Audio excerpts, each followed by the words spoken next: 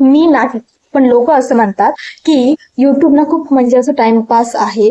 Video वगैरे बनवणं खूप टाइमपास आहे. रील बनवणं, युट्यूब व्हिडिओ बनवणं, ब्लॉग बनवणं किंवा म्हणजे इन शॉर्ट व्हिडिओ बनवणं हे खूप टाइमपासची गोष्ट आहे.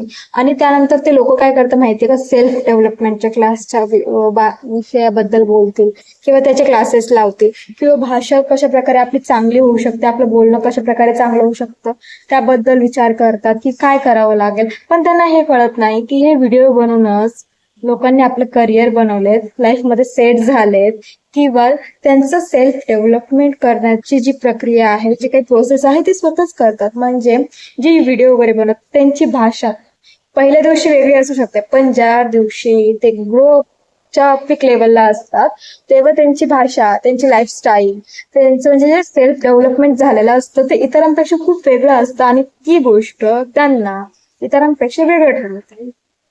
सो आपण कसं काय म्हणू शकतो की व्हिडिओ बनवणं ही खूप म्हणजे टाइमपासची गोष्ट आहे. हा, हे म्हणू शकतो जे बघताय ते टाइमपास करतात, पण जे बनवताय ते नक्कीच टाइमपास करत नाही, कारण की त्याच्यासाठी खरंच खूप मेहनत लागते.